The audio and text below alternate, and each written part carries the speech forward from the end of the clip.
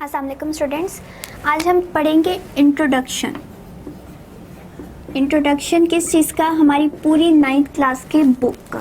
ठीक है, कि किस तरह से हम लोगों ने चैप्टर्स को रीड आउट करना है एंड कितने चैप्टर्स हमें गिवन है इस 9th क्लास के बुक के अंदर। ठीक है, एंड उसको हम लोग उनके टॉपिक से या उनके नाम से हमें क्या क्या पता चलता है। ठीक है, सबसे पहले तो देखिए 9th क्लास की बुक जब हम पंजाब बोर्ड की स्टार्ट करते हैं तो सबसे पहले हमें कंटेंट्स दिए गए होते हैं। ठीक है, जिस तरह आप ये देख सकते हैं बुक के सबसे पहले पेज पे आपको कॉन्टेक्ट्स गिवन होते हैं। ठीक है, इसमें आपको बताया गया होता है कि इस बुक के अंदर कितने चैप्टर्स हैं। ठीक है, उनके नाम मेंशन होते हैं एंड उनके पेज नंबर मेंशन होते हैं।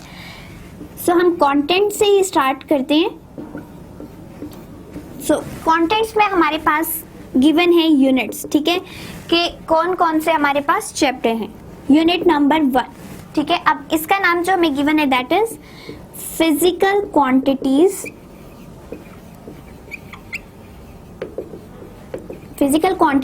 And measurements. ठीक है, सो फिजिकल क्वांटिटीज से हम स्टार्ट कर लेते हैं कि चैप्टर 1 का नाम है फिजिकल क्वांटिटीज एंड मेजरमेंट्स। सो ये फिजिकल क्वांटिटी, ठीक है, ये वर्ड हमें क्या बता रहे हैं, ये हम बात को एक्सप्लोर करना चाहते हैं कि ये वर्ड से हमें कैसे पता चल सकता है कि हमारी चैप्टर नंबर 1 में क्या क्या गिवन है। ठीक है, सो फिजिकल क्वांटिटीज कौन सी क्वांटिटीज होती हैं जिनको हम मेजर कर सकते हैं। ठीक है, जिन क्वांटिटीज को मेजर किया जा सकता है उन्हें हम कहते हैं फिजिकल क्वांटिटीज। ठीक है, अब वो कौन सी क्वांटिटीज हैं जिनको मेजर किया जा सकता है।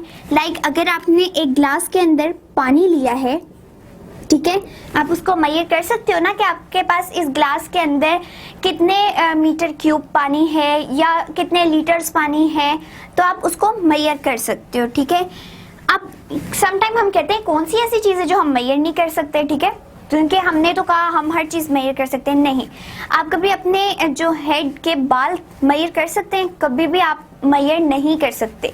इवन आप स्टार्ट भी करेंगे तो क्या होगा कि समटाइम आपने आधा सर कर लिया, काउंट कर लिया, बाल इतने थे। ठीक है, रात को आप सोए, अगले दिन आप काउंट करने लगे, हेयर फॉल हो गया, अब आपको क्या पता कि कितने रह गए बाल। ठीक है, तो ये जो है हमारे बाल जो हैं ह्यूमन या एनिमल्स के हेयर भी काउंटेबल नहीं है, तो हम उसको मेजर नहीं कर सकते। इट मीन्स वो एक मेजरेबल क्वांटिटी नहीं है, वो एक फिजिकल क्वांटिटी नहीं है। ठीक है, इसी तरह से आप एग्जांपल देख लें, आप क्या एयर को मेजर कर सकते हो कि इस दुनिया में, इस कायनात में कितनी एयर प्रेजेंट है, हम मेजर नहीं कर सकते। ठीक है, कितना पानी, समंदर कितने जो है उसके अंदर कितनी डेप्थ में पानी है, हम उस चीज़ को भी मेजर नहीं कर सकते। हाँ, अगर हमने एक छोटी क्वांटिटी में लाइक इतनी सी एक बॉक्स में एयर को बंद कर लिया है, ठीक है, तो हम कह सकते हैं कि इसके अंदर इतनी एयर है या इस ग्लास के अंदर इतना पानी है। अदरवाइज अगर आप पूरी कायनात की बात करें तो हम वो नहीं मेजर कर सकते। ठीक है, इसी तरह से होता है दरख्तों के पत्ते। ठीक है, आप एक जंगल में चले जाएं और आप शुरू कर दें एक कॉर्नर से एंड तक जाना। ठीक है, आप इतने ट्रीज आएंगे और आप एक एक के अगर पत्ते काउंट करने बैठेंगे तो वो मेजरेबल नहीं है। समटाइम अगर आप यहाँ से करके गए, ठीक है, आपने इतना पोर्शन फॉरेस्ट का कवर कर लिया, आपने इतने दरख्त मेजर कर लिए कि इस पे इतने पत्ते थे। ठीक है, रात हो गई, आप सो गए, सुबह उठ के क्या हुआ, आधे पत्ते जमीन पे गिर के आपकी सारी काउंटिंग खराब हो गई। ठीक है, इस तरह से इन जिन क्वांटिटीज को मेजर नहीं किया जा सकता वो फिजिकल क्वांटिटीज नहीं कहलाती। तो हमारे केस में हमने फिजिक्स में जो क्वांटिटीज मेजर करनी है वो सारी फिजिकल क्वांटिटीज हैं, क्योंकि उनको मेजर किया जा सकता है। ठीक है, सो हमारा चैप्टर नंबर 1 बेस इस चीज पे करता है कि कौन कौन सी क्वांटिटीज को मेजर किया जा सकता है एंड मेजरमेंट। ठीक है, हमने फिजिकल क्वांटिटीज पढ़ लिया कि वो क्वांटिटी जिसको मेजर किया जा सकता है। अब मेजरमेंट्स क्या होती हैं। ठीक है, कि इस ग्लास में मैंने कहा 1 लीटर पानी, ठीक है, वो लीटर क्या था, उसकी मेजरमेंट थी, हमें एक पैमाना बता रहा था कि इस ग्लास के अंदर इतनी क्वांटिटी आ चुकी है। ठीक है, या हम कह देते हैं कि एक दीवार है, इसमें इतनी ब्रिक्स लगी हुई हैं जिनको हम ईंटें कहते हैं। ठीक है, हम कह देते हैं कि ये लेट्स सपोज ये कितनी है 1 2 3 and 4 5 6 7 8 9 10 11 12 13 14 या 3 3 6 9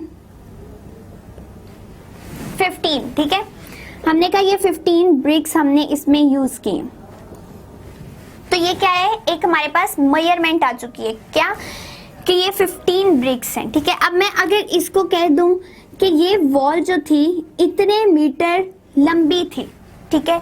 लेट्स सपोज 100 मीटर इसकी लेंथ है। इट मीन्स ये मीटर क्या बता रहे हैं, ये इसकी मेजरमेंट को शो कर रहे हैं कि हमने किस तरह से उसको मेजर किया है, मीटर्स में मेजर किया है, ठीक है। हम इसको सेंटीमीटर्स में भी कर सकते थे, हम इसको बहुत ज़्यादा हमारे पास यूनिट्स आ जाते हैं जिसमें हम मेजर कर सकते हैं। सो वो तमाम क्वांटिटीज जिनको मेजर किया जा सकता है एंड उनके यूनिट्स एग्जिस्ट करते हैं, उनके लिए हमने ये पूरा चैप्टर डिस्कस करना है कि फिजिकल क्वांटिटीज एंड मेजरमेंट्स पे हमें क्या क्या चीज़ें गिवन है। लेट्स सपोज हम एक छोटी सी एग्जांपल ले लेते हैं जिसके बाद पूरा ये चैप्टर का नाम क्लियर हो जाएगा एंड आपको पता चल जाएगा कि ये चैप्टर हमें क्या बता रहा है।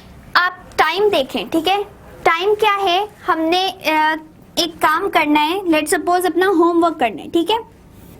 ये हमने होमवर्क करना है जी, हमें दिया क्या है 1 आवर, ठीक है, 1 आवर। सो 1 आवर हमारे पास क्या है, ये टाइम है। अब 1 आवर हमने कहा है, इट मीन्स हमने उस टाइम को मेजर किया है, तो कहा है ना कि हमने इतनी देर में ये काम कर लेना है, ठीक है। सो टाइम क्या हो गया, एक measurable quantity, it means it is a physical quantity. अब आवर जो है वो क्या है, उसकी मेजरमेंट को बता रहा है कि ये हमें मेजरमेंट दे रहा है, इतना यूनिट होना चाहिए इसका, ठीक है। सो टाइम के जो टाइम है वो एक फिजिकल क्वांटिटी है एंड आगे उसका जो यूनिट है वो हमें मेजरमेंट बताता है। सो इस तरह हमारे पूरा चैप्टर इसमें कवर हो जाता है कि फिजिकल क्वांटिटीज एंड मेजरमेंट्स। सो ये था हमारा चैप्टर नंबर 1 ऑफ क्लास 9, ठीक है। अब हम देखते हैं कि हमारे नेक्स्ट चैप्टर में हमें क्या बताया गया है। सो वो क्या है, हमारा यूनिट नंबर 2, ठीक है। इसमें हमारे पास आ जाता है किनेमैटिक्स, ठीक है, किनेमैटिक्स। अब किनेमैटिक्स किसको कहते हैं, जब हम बॉडी की मोशन को डिस्कस करें और उसके ऊपर लगने वाली फोर्स को डिस्कस ना करें तो उस स्टडी को हम कहते हैं किनेमैटिक, ठीक है। The study of motion of body without force, ठीक है, विदाउट कसिंग द फोर्स, ठीक है। अब हमने क्या करना है कि फोर्स नहीं डिस्कस करनी कि इस पे किस तरह से किस एंगल से फोर्स लग रही है तो ये काम हो रहा है, हमने सिर्फ उसकी मोशन को डिस्कस करना है, ठीक है। मोशन का क्या मतलब है कि बॉडी स्ट्रेट लाइन मूव कर रही थी, बॉडी ये पैराबोला बना रही थी, ठीक है, या बॉडी जो है वो जिगजैग जा रही थी, ये सब चीजें क्या है, ये बॉडी की मोशन को डिस्क्राइब कर रही है। तो हम जब स्टडी करते हैं कि बॉडी के इस टाइम पे मोशन क्या है, ठीक है, हमने ये नहीं कहा कि हमने इतनी फोर्स लगाई कि 15 न्यूटन फोर्स लगाई तो बॉडी ने स्ट्रेटवर्ड जो है या स्ट्रेट पाथ में डिस्टेंस कवर किया, नहीं, हमने फोर्स की बात ही नहीं करनी। हमने सिंपल क्या कहा कि बॉडी यहाँ से मूव करके यहाँ चलेगी स्ट्रेट पाथ में, ठीक है, तो वो क्या है, हमने मोशन को स्टडी की। या इस तरह पैराबोला में हमने इसको जी ऊपर फेंका और ये इसने पाथ अपना चेंज कर लिया तो पैराबोला बना दिया। तो ये हमें क्या बता रहे हैं कि बॉडी मोशन में, ठीक है, वो किस तरह की मोशन है, फर्दर उसकी टाइप्स क्या क्या हैं, ये सारा हम डिस्कस करते हैं चैप्टर नंबर 2 में, दैट इज किनेमैटिक्स, ठीक है। या जिगजैग में कोई चीज जा रही है, बटरफ्लाई को हमने देखा कि उड़ते हुए वो जा रही थी तो उसने जिगजैग पाथ बनाया, ठीक है, वो बिल्कुल सीधी गई, थोड़ा सा मुड़ गई, फिर ऊपर चली गई, वो हर डायरेक्शन में मूव कर पा रही है, ठीक है। सो उसकी मोशन जो है उसको क्या कहेंगे कि वो किनेमैटिक्स बताएगी, ठीक है। हम उसकी अगर मोशन को स्टडी करेंगे तो वो किस ब्रांच में होगा, वो फिजिक्स की वो ब्रांच है किनेमैटिक्स, जिसमें हम सिर्फ और सिर्फ मोशन को स्टडी करते हैं कि बॉडी स्ट्रेट मूव कर रही है, पैराबोला बना रही है, सर्कल में मूव कर रही है, ठीक है, जिगजैग मूव कर रही है, वाइब्रेट कर रही है, यूं बस हल्का हल्का हिल रही है। तो उन सब चीजों की स्टडी हम किसके अंडर करते हैं, किनेमैटिक्स में, ठीक है। सो हमारा चैप्टर नंबर 2 सारा हमारे किनेमैटिक्स में कवर हो जाता है, जिसका मतलब क्या है कि हम स्टडी करें सिर्फ मोशन को, ठीक है। सो हम मोशन के फर्दर टाइप्स पढ़ते हैं कि बॉडी किस तरह की मोशन कर रही है, सर्कल में जा रही है, जिगजैग जा रही है या स्ट्रेट पाथ में जा रही है। सो इस तरह हमारा चैप्टर नंबर 2 पूरा कवर हो जाता है जब हम सिर्फ मोशन को ही डिस्कस करते हैं। सो नेक्स्ट टॉपिक जो या नेक्स्ट यूनिट जो हमारा आता है next unit is unit number 3, ठीक है। एंड यूनिट नंबर 3 में अब हमारे पास क्या आ जाएगा जी, इसको हम डायनेमिक्स, ठीक है, डायनेमिक्स। अब डायनेमिक्स में क्या हो रहा है, अगर हम सिर्फ बात कर रहे हैं कि हम मोशन को डिस्कस करना चाह रहे हैं, ठीक है, हमने सिर्फ बॉडी के मोशन को डिस्कस किया तो उसमें क्या आ गया, किनेमैटिक्स, ठीक है। एंड इसके आगे भी लिख लेते हैं यहाँ पे measurable quantities, measurable quantities and unit, ठीक है। तो आपको इजी हो जाएगा समझना कि ये फिजिकल क्वांटिटीज एंड मेजरमेंट्स क्या हैं, ठीक है। इसको इस तरह से कह सकते हैं कि फिजिकल क्वांटिटीज है मेजरेबल क्वांटिटीज, एंड मेजरमेंट्स हम जो यूनिट्स में लेते हैं उसको कहा जाता है। फिर किनेमैटिक्स कहता है study of motion of a body, ठीक है, सिर्फ मोशन को डिस्कस किया। अब हम आ गए हैं डायनेमिक्स पे। अब डायनेमिक्स क्या है, बेसिकली मोशन के साथ साथ उसके ऊपर, बॉडी के ऊपर लगने वाली फोर्सेस को भी अब हम डिस्कस करेंगे, ठीक है, यानी study of motion with forces, ठीक है, क्योंकि मोशन होती है बेसिकली फोर्स लगाने की वजह से। लेकिन किनेमैटिक्स में हमने जस्ट स्टडी यही किया कि फोर्स को नहीं देखा कि बॉडी ने मूव किया तो किस डायरेक्शन में किया है, किस तरह का पाथ बना है, ठीक है। अब हम उसको और डिटेल में डिस्कस करना चाह रहे हैं क्या कि अब हमने एक फोर्स लगाई है तो ये बॉडी मूव की है, वरना एक किताब है या एक लेट सपोज हम कुछ भी कह लें, ये कैलकुलेटर का कवर है, ठीक है, इसको आप बेशक सदियों के लिए रख दें टेबल के ऊपर, ये वहीं का वहीं पड़ा रहेगा अगर आप इसके ऊपर फोर्स अप्लाई नहीं करोगे। इट मींस अगर बॉडी को मूव करवाना है या उसकी पोजीशन को चेंज करवाना है तो हमें क्या करनी पड़ेगी, फोर्स को अप्लाई करना पड़ेगा, ठीक है।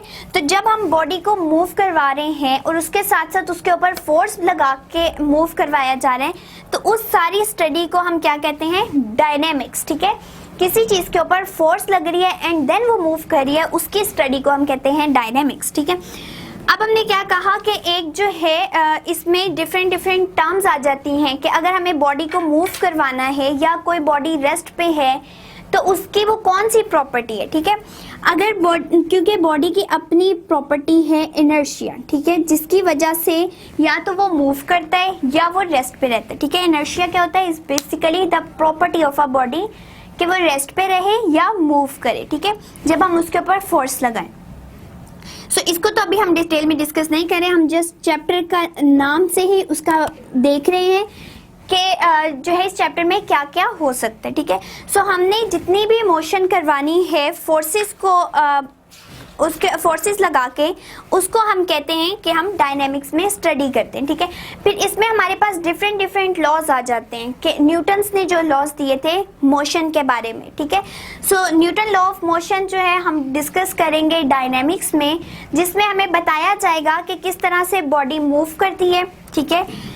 अगर बॉडी मूव कर रही है और उसको हमने रोकना है तो किस तरह की फोर्स लगानी पड़ेगी, ठीक है। तो ये तमाम चीजें हमने डायनेमिक्स में स्टडी करनी है कि एक चलती हुई बॉडी थी, ठीक है, हमने लेट सपोज अब हम एक कार की बात कर लेते हैं, ठीक है। आप कार में तो हर टाइम बंदा सफर कर रहा होता है, या आप बसेस देख लें, बाईसाइकिल, कुछ भी देख लें, ठीक है, जो मूव कर रहे हैं, ठीक है। अब इसको मूव करते करते अचानक हम जब ब्रेक अप्लाई कर रहे हैं, बेसिकली वो ब्रेक क्या है, वो एक फोर्स है जो हमने लगाई तो गाड़ी स्टॉप हुई, ठीक है।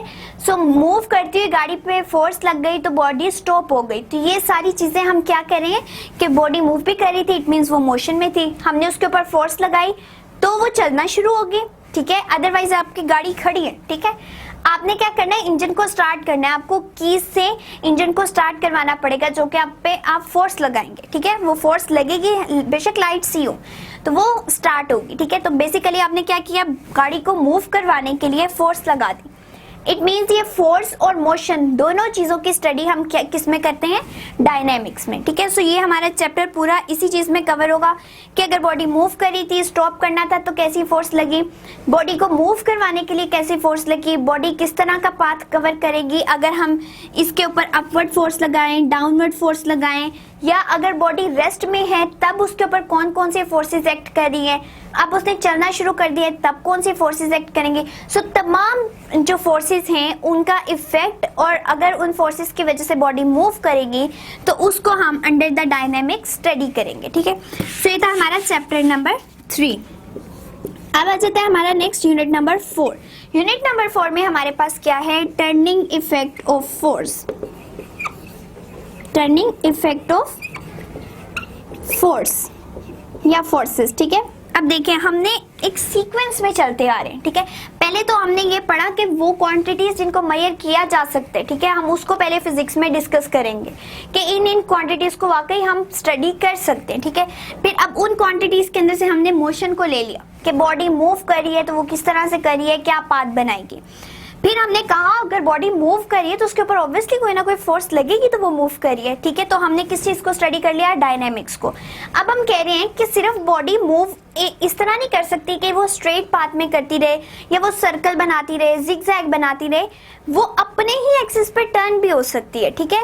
वो टर्निंग इफेक्ट भी कॉज कर सकती है। लेट्स सपोज अगर हम सिर्फ काइनेमेटिक्स में देखें, हम मोशन को डिस्कस कर रहे थे, ठीक है। हमने किस चीज को डिस्कस किया कि स्ट्रेट मोशन, पैराबोला, जिगजैग या वाइब्रेटरी मोशन, हल्की हल्की सर्कल की मोशन। तो इस सब मोशन में हमने ये डिस्कस नहीं किया कि बॉडी टर्न भी कर सकती है इस फोर्स की वजह से, ठीक है। या तो बॉडी आगे चलती जा रही है या सर्कल में घूम गई इस तरह से, ठीक है। अब ये बॉडी इस तरह भी तो हो सकता था ना कि ये जिस तरह मैंने ये इसको पकड़ा हुआ है और ये टर्न करना शुरू कर दे, ठीक है।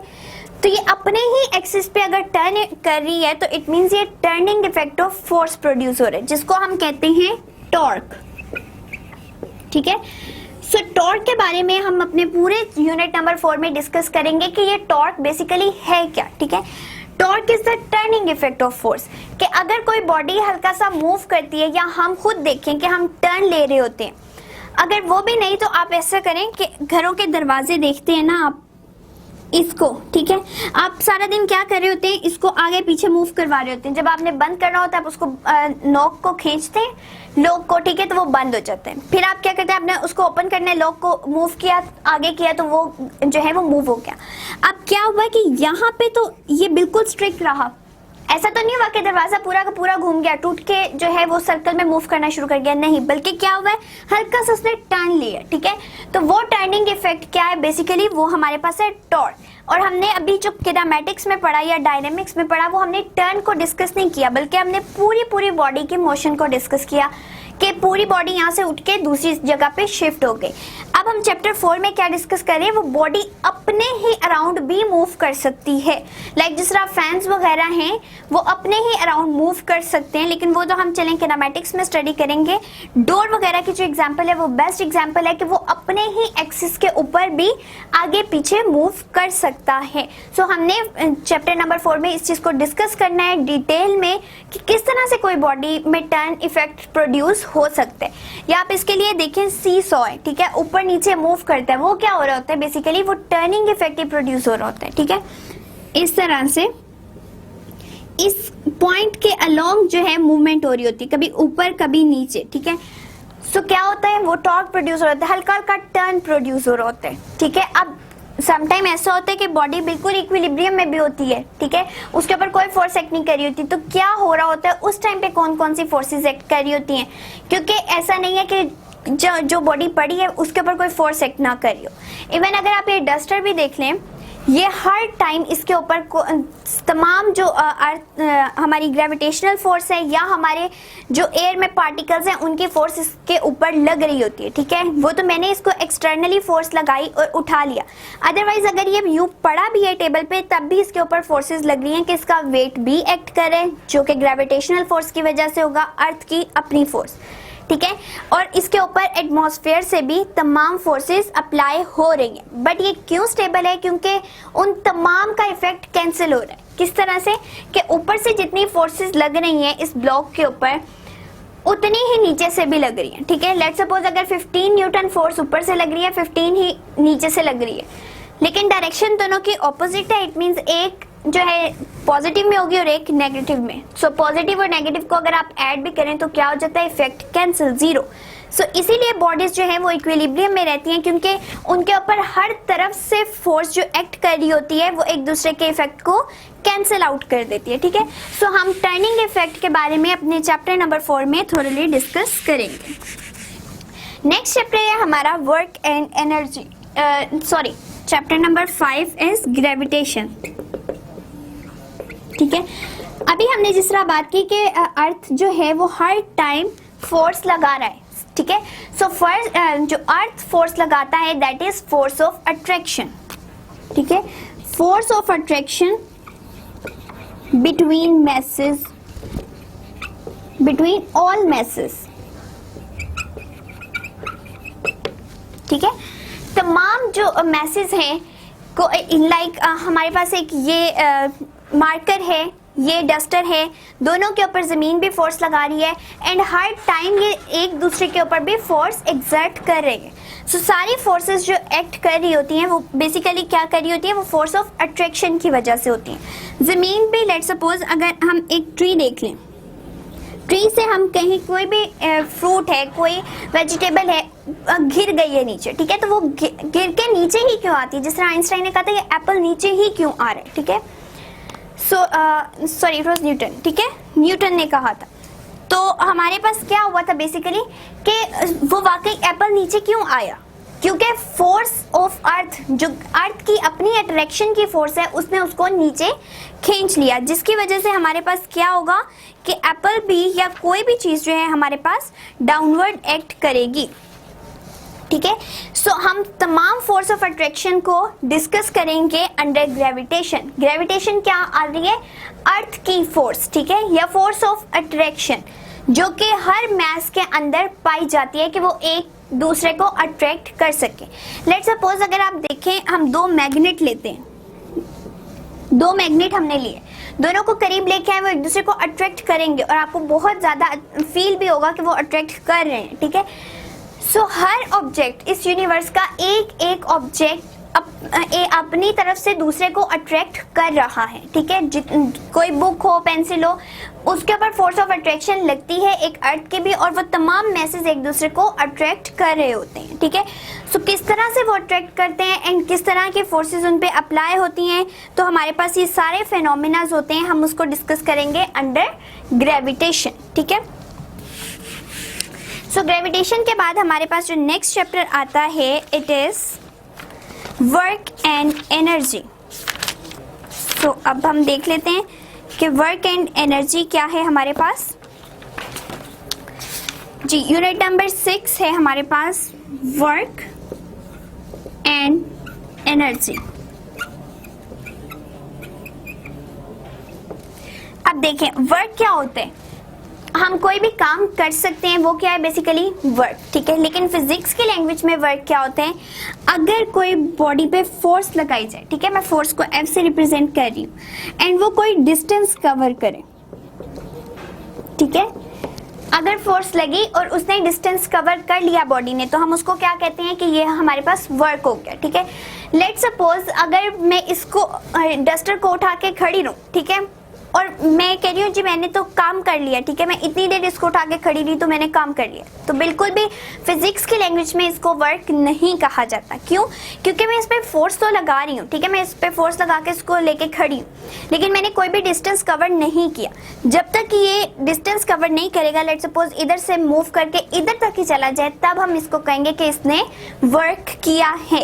या कोई भी आप देखें कि आप सारा दिन भी पानी की बाल्टी लेके खड़े रहें और आप कहें कि मैंने काम किया, तो फिजिक्स उसको बिल्कुल भी नहीं मानेगी, क्योंकि वो काम हुआ ही नहीं। जब तक आप फोर्स अप्लाई करके कुछ डिस्टेंस कवर ना करवा लें, आपका वर्क नहीं होगा, ठीक है। सो हम यही डिस्कस करेंगे कि फिजिक्स की लैंग्वेज में वर्क बेसिकली है क्या, वर्क बताता क्या है। एंड एनर्जी, अब देखिए हर काम को करने के लिए हमें क्या चाहिए होती है? एनर्जी चाहिए होती है, ठीक है। तो एनर्जी बेसिकली क्या है? Ability to do the work. किसी काम को करने की सलाहियत क्या कहलाती है? Ability to do work. So ये हमारी क्या कहलाती है? वो कहलाती है एनर्जी, ठीक है। कि हम काम करना चाह रहे हैं, तो जब तक हमें कोई ताकत नहीं होगी, हमें सलाहियत नहीं होगी, हम काम कर ही नहीं सकते, ठीक है। लेट्स सपोज अगर आपने खाना ना खाया हो, आप फास्टिंग कर रहे हो, ठीक है, रमजान में हम फास्टिंग करते हैं, तो क्या होता है एट द एंड टाइम, ठीक है, अफ्तारी तक हमारी जो है वो बिल्कुल एनर्जी खत्म हो चुकी होती है, ठीक है, आप कोई काम नहीं कर पा रहे होते सही से, तो आप कहते हो थोड़ी आपको एनर्जी मिलेगी तभी आप कोई काम करोगे, ठीक है। सो एनर्जी क्या है, बेसिकली काम को करने की सलाहियत है। सो जब तक हमें एनर्जी नहीं जाएगी हम कोई काम परफॉर्म नहीं कर सकते। अब एनर्जीज भी डिफरेंट टाइप की हैं। लेट्स सपोज अगर हमें ये जो लाइट इतनी मिल रही है वो भी एक एनर्जी है, ठीक है, हम बोल रहे हैं ये भी हमारी एक साउंड एनर्जी है, ठीक है। अगर हम कोई भी काम परफॉर्म कर रहे हैं, लेट्स सपोज अगर हम चूल्हे से हीट ले रहे हैं या हीटर से हीट ले रहे हैं, तो हीट भी क्या है, एक बेसिकली एनर्जी ही है। सो हम तमाम उन टाइप्स की एनर्जी को भी इस चैप्टर में डिस्कस करेंगे। पहले हम करेंगे कि किस तरह से फोर्स लगेगी और किस तरह डिस्टेंस कवर होगा, तब हम कह सकते हैं कि काम हुआ है, ठीक है। और फिर हम डिस्कस करेंगे कि एनर्जी किस किस टाइप की है, क्या हम एनर्जी को एक फॉर्म से दूसरी फॉर्म में कन्वर्ट कर सकते हैं। जिस तरह आप देखें कि सूरज से आप क्या करते हैं, एक छोटी सी एग्जांपल ही है बल्कि ये, सूरज से आप एनर्जी गेन करते हैं, हीट एनर्जी, ठीक है। अब आपने आजकल क्या देखा होगा कि सोलर पैनल्स यूज हो रहे हैं, ठीक है, सोलर लाइट्स यूज हो रही हैं। वो क्या कर रही हैं बेसिकली कि वो सन की एनर्जी को एब्जॉर्ब करती हैं, मींस उन्होंने हीट एनर्जी को एब्जॉर्ब कर लिया, ठीक है। अब उनके अंदर जो सारा सिस्टम लगा होता है वो बेसिकली करता है कि एट द एंड आपको रोशनी देता है, आपको इलेक्ट्रिसिटी देता है। इट मींस एक एनर्जी की फॉर्म दूसरी फॉर्म में कन्वर्ट हो गई। सो हमारी एनर्जीज जो हैं वो कन्वर्ट भी हो सकती हैं। सो किस तरह से कन्वर्ट होंगी एंड कौन कौन सी एनर्जी कन्वर्ट हो सकती है उसको हम थोरली डिस्कस करेंगे अपने चैप्टर नंबर 6 में, कि काम क्या होता है फिजिक्स की लैंग्वेज में। एंड जितनी भी एनर्जी हमें चाहिए होती है वो कभी भी डिस्ट्रॉय नहीं होती, बल्कि एक से दूसरी फॉर्म में, दूसरी से तीसरी फॉर्म में कन्वर्ट होती चली जाती है, ठीक है। सो इसको हम थोरली डिस्कस करेंगे चैप्टर नंबर 6 में। Chapter number 7 is properties of matter. Unit 7 आ गया हमारे पास, properties of matter. Properties of matter. अब बेसिकली मैटर क्या होता है, प्रॉपर्टी तो हो गई ना खसूसियात, ठीक है, वो जो जो काम परफॉर्म कर सकता है वो उसकी खसूसियात होगी। लेट्स सपोज दो बच्चे हैं, एक ने A+ ले लिया, एक ने B। अब A+ वाले की ज्यादा अच्छी सलाहियत थी कि उसने अच्छे ग्रेड्स ले लिए, तो वो उसकी प्रॉपर्टी है कि वो एक हार्ड वर्किंग स्टूडेंट है, वो अच्छे ग्रेड्स लेता है, तो वो उसकी प्रॉपर्टी है, ठीक है। अब प्रॉपर्टीज ऑफ मैटर, मतलब मैटर की प्रॉपर्टी को हमने डिस्कस करना है, तो हमें पता होना चाहिए कि मैटर क्या है, ठीक है। सो मैटर वो तमाम चीजें जो ऑक्यूपाई करती हैं स्पेस को, ठीक है, जगह घेरती हैं, उनको हम क्या कहते हैं, मैटर कहते हैं, जिनका वॉल्यूम होता है, ठीक है, एंड जो स्पेस ऑक्यूपाई करती हैं, स्पेस ऑक्यूपाई, ठीक है। जैसी जो चीज जगह घेरेगी उसका वॉल्यूम होगा, उसको हम कहेंगे कि ये मैटर है, ठीक है।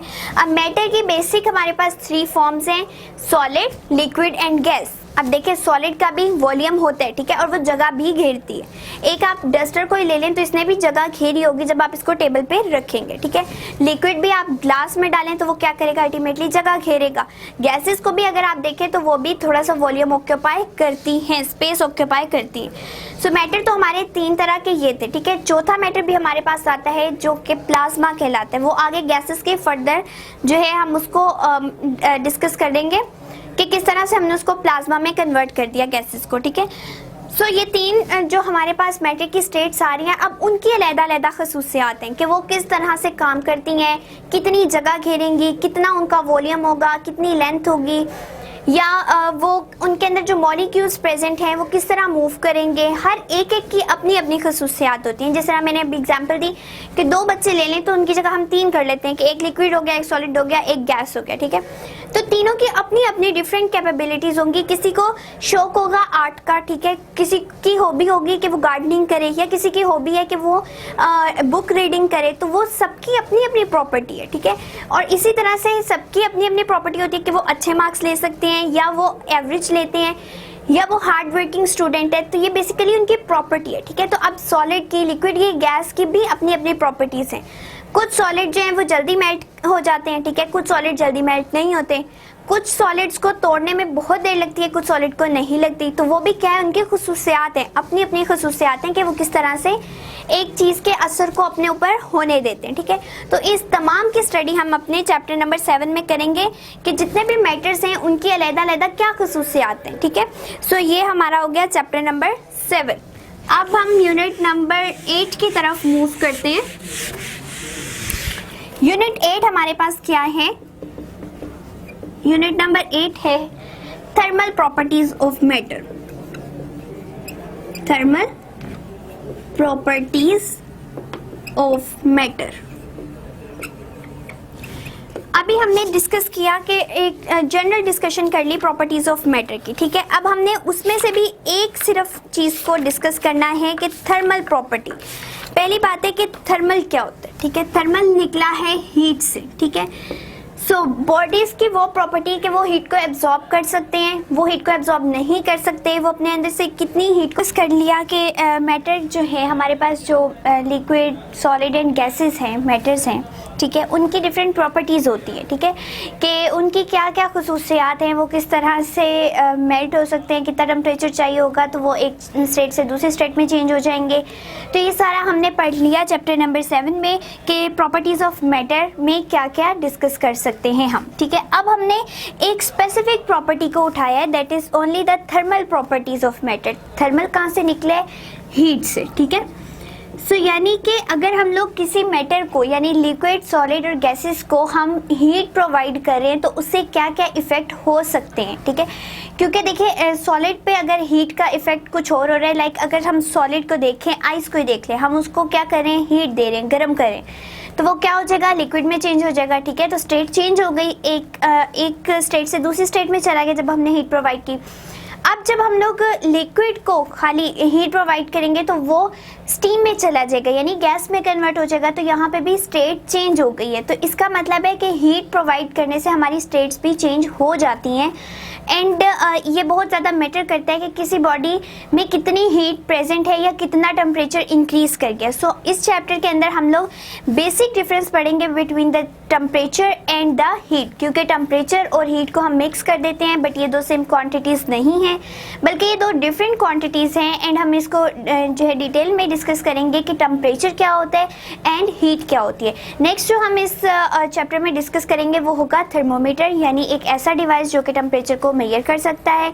क्योंकि अगर आप आम रूटीन में भी घरों में देखें, समटाइम फीवर हो जाता है, इसका मतलब आपके बॉडी का टेम्परेचर राइज कर गया है, तो आपको कोई उसको चेक करने के लिए कि कितना आपको टेम्परेचर हो गया है, कितना फीवर है आपको, तो आप क्या करते हैं, थर्मोमीटर का यूज़ करते हैं। उसी तरह से हम लोग थर्मोमीटर का यूज़ करेंगे आम रूटीन में, डेली रूटीन के यूजेस के लिए भी देखेंगे कि थर्मोमीटर क्या काम कर रहे हैं। एंड लेबॉरेटरीज वगैरह में भी चूँकि यूज़ होता है, क्लिनिक्स में यूज़ होता है, तो हम वहाँ पर भी उसका यूज़ देखेंगे। नेक्स्ट जो चीज़ हम डिस्कस करेंगे कि स्पेसिफिक हीट कैपेसिटी क्या होती है। एंड अगर हमें एक स्टेट से किसी को दूसरी स्टेट में लेके जाना है, किसी एक मैटर को एक स्टेट से दूसरी स्टेट में लेके जाना है, तो हमें कितनी हीट चाहिए होगी, ठीक है। तो हमें कोई ना कोई हीट चाहिए होती है, एक स्पेसिफिक अमाउंट, ताकि हम उतनी अमाउंट दें और एक स्टेट दूसरी स्टेट में चेंज हो जाए। जिस तरह के हमारा जो वाटर है, ठीक है, लिक्विड है, उसको अगर हम फ्रीज करना चाहते हैं तो फ्रीजिंग पॉइंट क्या है, 0 डिग्री। जब हम वाटर का टेम्परेचर 0 डिग्री पे ले आएंगे तो उसके बाद पानी जो है वो बिल्कुल सॉलिड फॉर्म में आ जाएगा। इसका मतलब है कि अगर हमने वाटर को फ्रीज करना है यानी आइस में कन्वर्ट कर देना है तो हमें 0 डिग्री टेम्परेचर करना पड़ेगा। इसी तरह से अगर हम वाटर को स्टीम बनाना चाहते हैं तो जो हमारा बॉइलिंग पॉइंट ऑफ वाटर है दैट इज़ 100 डिग्री, ठीक है। 100 डिग्री के बाद पानी अपनी स्टेट चेंज करेगा। सो 0 से 100 तक लिक्विड रहा, 0 के बाद जो है ये सॉलिड में जा चुका है, एंड 100 से अबव जो है ये सारा गैस में प्रेजेंट होगा, ठीक है, गैस स्टेट में आ गया। तो अब हम यही बात कर रहे हैं कि कोई ना कोई हमें एक स्पेसिफिक टेम्परेचर चाहिए ना, लाइक 0 टेम्परेचर या 100 डिग्री टेम्परेचर, ताकि एक स्टेट दूसरी स्टेट में कन्वर्ट हो जाए। तो हम इसको भी डिटेल में डिस्कस करेंगे कि हमें एक स्टेट से जब दूसरी स्टेट में जाना होता है तो कितना टेम्परेचर इंक्रीज करना पड़ता है, किस हद तक डिक्रीज करना पड़ता है, ताकि एक हमारी स्टेट चेंज होकर दूसरी स्टेट में चली जाए। नेक्स्ट आ जाता है हमारा इवेपोरेशन। इवेपोरेशन का प्रोसेस भी ऑल द टाइम हमारे एटमॉस्फेयर में होता रहता है। अगर हम सिर्फ नॉर्मल टेम्परेचर देख लें यानी हमारा जो रूम टेम्परेचर है उसी को देख लें तो उस पर भी पानी जो है बुखारात बन के ऊपर उड़ता रहता है, ठीक है। तो उस प्रोसेस को कहते हैं इवेपोरेशन, यानी विदाउट प्रोवाइडिंग एनी हीट। हमने उसको कोई एक्स्ट्रा हीट प्रोवाइड नहीं की, कोई पानी को चूल्हे पे नहीं रखा, बल्कि क्या हुआ कि नेचुरली पानी जो है वो उसी रूम टेम्परेचर के अंदर जितना उसको मिल रहा था उसी में वो उड़ के ऊपर जाना शुरू हो गया, ठीक है। तो उस प्रोसेस को हम इवेपोरेशन कहते हैं एंड वो किस तरह से होगा एंड उसकी क्या कंडीशंस होंगी, हम इस चैप्टर में उसको भी डिटेल में डिस्कस करेंगे, ठीक है। नेक्स्ट आ जाता है हमारे पास topic about the thermal expansion. Thermal heat से निकला है, एक्सपेंशन में एक्सपैंड कर जाती हैं। तो इसका मतलब है कि जब हम हीट प्रोवाइड करते हैं तो कुछ चीज़ें ऐसी होती हैं जो एक्सपैंड कर जाती हैं, यानी हीट प्रोवाइड करने से फैल जाती हैं, ठीक है। जिस तरह आप सिंपल एक एग्जांपल देख लें ब्रिजेस की, तो आप देखेंगे कि वहाँ पे थोड़े थोड़े फासले के बाद एक इस तरह से यूँ पूरा ब्रिज है और यहाँ पे यूँ लाइंस बनाई गई होती हैं, ठीक है। एंड उन लाइंस में क्या किया होता है, इस तरह से हल्का सा वो बेसिकली गैप होता है। और वो गैप क्यों रखा जाता है, वो इसलिए रखा जाता है क्योंकि जब गर्मियाँ पड़ती हैं हमारे मुल्क में तो क्या होता है कि हर चीज़ एक्सपैंड करती है, ठीक है। तो एक्सपैंड करने की सूरत में अगर उनके पास कोई खाली जगह नहीं होगी, ठीक है, तो वो क्या करेगा, ब्रिज जो है हमारा टूट जाएगा। तो इसलिए ये थोड़े गैप के बाद खाली जगह रखी जाती है ताकि जब हमारी थर्मल एक्सपेंशन हो, यानी जब टेम्परेचर इंक्रीज़ कर जाए समर डेज़ के अंदर, तो हमारी जो कंक्रीट वगैरह है उन्होंने फैलना है, ठीक है, एक्सपैंड करना है। तो एक्सपैंड करके इस जगह को फिल कर ले और फिल करने के बाद वो बिल्कुल स्मूथ सरफेस रहे, ना कि ब्रिज हमारा टूट फूट का शिकार हो जाए। तो ये तमाम चीज़ें हम अपने चैप्टर नंबर 8 में डिस्कस करेंगे डिटेल के अंदर, ठीक है। तो अब हमारा नेक्स्ट टॉपिक आ जाता है, बल्कि नेक्स्ट चैप्टर है हमारा, that is unit number 9। And unit number 9 जो है हमारा बेस कर रहा है सारा on the transfer of heat, transfer of heat। अब जिस तरह हम देखें कि हम एक तरतीब से चलते हुए आ रहे हैं, पहले हमने प्रॉपर्टीज़ ऑफ मैटर को डिस्कस किया, ठीक है, कि मैटर्स जो कि क्या होते हैं, सॉलिड होते हैं, लिक्विड होते हैं और गैसेस होते हैं, ठीक है। तो इन तीनों की प्रॉपर्टीज़ क्या क्या हैं, फिर हमने एक प्रॉपर्टी को उठाया एंड उसको डिटेल में डिस्कस किया कि थर्मल प्रॉपर्टीज़ ऑफ मैटर क्या हो सकती है, किस हद तक हीट देंगे, कितना टेम्परेचर इंक्रीज़ करेगा तो ये अपनी स्टेट चेंज कर लेंगे, हमें कितनी देनी पड़ेगी ताकि स्टेट चेंज कर सकें, इवेपोरेशन कितने पे हो जाएगी, कब ये लोग एक्सपैंड करेंगे, ये तमाम मैटर्स की स्टेट, ठीक है। अब हम उसी के लिहाज से एक और चैप्टर डिस्कस करेंगे which is about the transfer of heat. कि देखिए हम कह रहे हैं कि हम हीट प्रोवाइड करें एक बॉडी को। अब एक बॉडी पूरी की पूरी अगर गर्म हो रही है, इसका मतलब है एक एंड से हीट ट्रांसफ़र करके दूसरे एंड में चली गई, ठीक है। जिस तरह आप एक कैटल देख लें, किचन में हम लोग कैटल्स यूज़ करते हैं, आग हम यहाँ पे दे रहे होते हैं, ठीक है। बर्नर जो हमने ऑन किया होता है वो बिल्कुल लोअर सरफेस ऑफ पैन को हीट कर रहा होते हैं, लेकिन अगर आप देखें तो ये हीट यहाँ तक पहुँच रही होती है, व्हेन हैंडल भी गर्म फील होता है हमें जब हम उसको टच करें, ठीक है। इसका मतलब है हीट तो सिर्फ हमने यहाँ दी लेकिन वो ट्रांसफ़र होकर पूरी बॉडी के अंदर जा चुकी है। तो क्या हुआ है, बेसिकली हीट एक जगह प्रोवाइड की जा रही है लेकिन वो पूरी की पूरी ट्रांसफ़र हो रही है, ठीक है, एक जगह से दूसरी जगह पे शिफ्ट हो रही है। तो ट्रांसफ़र ऑफ हीट को हम डिस्कस करेंगे डिटेल में कि हमारे पास ट्रांसफ़र ऑफ हीट के कितने मेथड्स हैं और किस किस तरह से ये वर्कआउट करेंगे, ठीक है। तो बेसिकली हमारे पास ट्रांसफ़र ऑफ हीट के 3 मेथड्स हैं जिनको हम कंडक्शन कहते हैं, कन्वेक्शन कहते हैं एंड रेडिएशन कहते हैं। अब हमारे पास कंडक्शंस वगैरह में यूँ होता है कि वो सिर्फ सॉलिड में यूज़ होता है। फिर कुछ प्रोसेसेस ऐसे होते हैं जिनमें हीट ट्रांसफ़र मॉलिक्यूल्स के थ्रू होती है, तो उनको सिर्फ हम लोग लिक्विड और गैसेस के लिए कन्फाइन कर देते हैं। फिर हमारी जो लार्ज डिस्टेंस से हम तक हीट आ रही है, यानी सन से जो अर्थ तक हीट आ रही है, वो किस तरह से आ रही है, it is due to the radiations.